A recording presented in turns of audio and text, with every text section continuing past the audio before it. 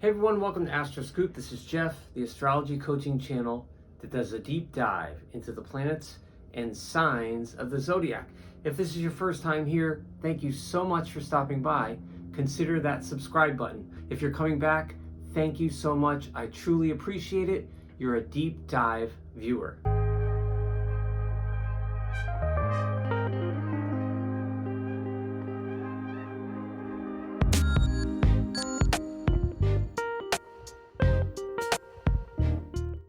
Today, for the week ending March 17th or the 18th, this will be a combination video. This will be the last decade of Pisces. So we're in the last few days of Pisces, and we're coming up on Aries. So starting from the 19th to the 24th or 25th, we're entering the Pisces-Aries cusp. Let's show a brief clip from my video from last year. Let's say you're born on the 21st or 22nd, you're a very early Aries. This cusp is extremely unique because it is the very first cusp of the zodiac, and it's the earliest energy of the zodiac. The very first cusp is Pisces-Aries. Pisces is the last sign, Aries is the first. This is the most primal or raw cusp, at least in my opinion, throughout the entire year. Don't forget, please like, comment, and subscribe to my dad's astrology channel. Thank you so much. Have a good day, evening, or even night wherever you are. Stay safe and be healthy. You have Pisces, which is water, and you have Aries, which is fire. Neptune and Mars, feelings meets intuition. So some books describe this as sort of a revival, rebirth, or a resurgence of the astrological energies, right? Because as I mentioned, Pisces is ending the zodiac, Aries is starting.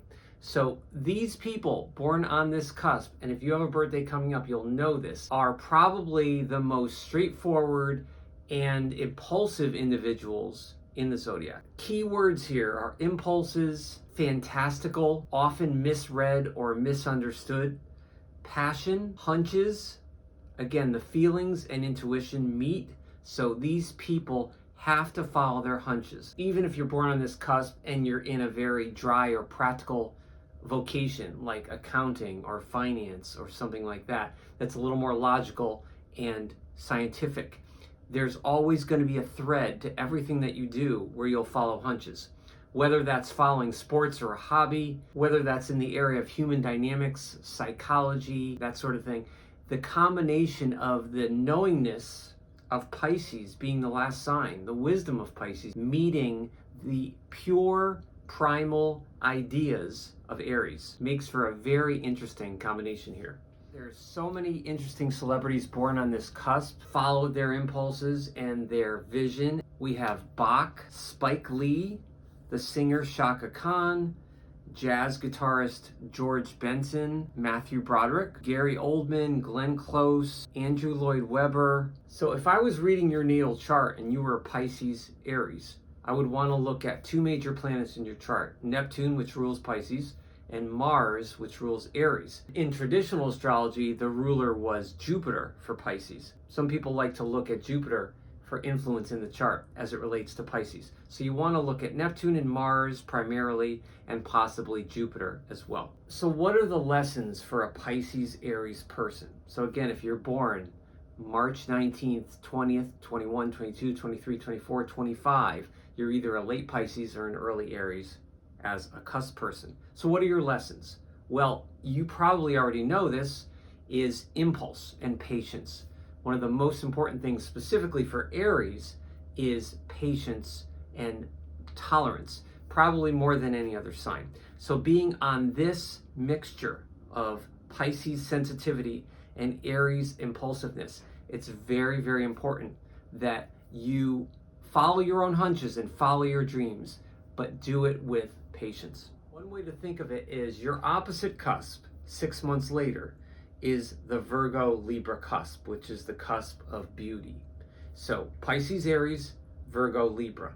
So Virgo-Librans are earth air. There's more thought there, there's more rationality there, and there's, generally speaking, a more scientific or logical kind of approach to solutions and problems. The Virgo-Libra cusp is a little more cool and a little more exacting. Whereas the Pisces-Aries cusp, if you're born on that, is more free and not as precise. It doesn't mean that you don't do things well, but it means that precision or more exacting standards may not be as important to you. Here's one interesting thing I've found. When I've looked at natal or birth charts that have major Pisces or major Aries, or both. Now, Mars is energy. So you hear astrologers talking about Mars in the chart represents exertion, will, fighting, force. It is energy. Now, all the planets have energy, different types of energy. And depending on different house systems and different philosophies around the world, you can discern different energies in terms of planets, signs, aspects, rays, lords, houses, etc. There's many ways to decode it. But energy is energy. So most importantly, anyone that has any Aries placement, whether it's a cusp or a true Aries placement, you have to look to Mars and the aspects, the house. Is it involved in any angles or any strong configurations? Because that's going to give amazing insight. There have been many Aries people that I have met that have had a milder or more passive Mars sign that has considerably made them less loud, not argumentative, not necessarily the center of attention or combative. So to look at Aries in a martial way as a fighter or a soldier is sort of short-sighted. Aries energy fights in all different ways. So look to your Mars placement. That's really, really important. But let's say you're the first day of Aries and your Mars is in another fire sign, like Sag or Leo. That's going to be a trine. It's going to fuel all that Aries leadership qualities, the impulses, following hunches, and a straightforward approach to life. I made a mistake before. Aries starts on March 20th in the evening, and then the new moon in Aries is the following day on the 21st. So next week, all of you late Pisces people and early Aries people are going to be feeling a very, very strong surge of energy. So if your health is compromised or you're just feeling out of ideas, out of motivation, or tired this winter, this will help. Thanks for stopping by and watching. Please consider the subscribe button. Don't forget to like, comment, and share. I truly appreciate it. It's free for you, and it really helps me to grow the channel. Until the next time, stay safe and be yourself.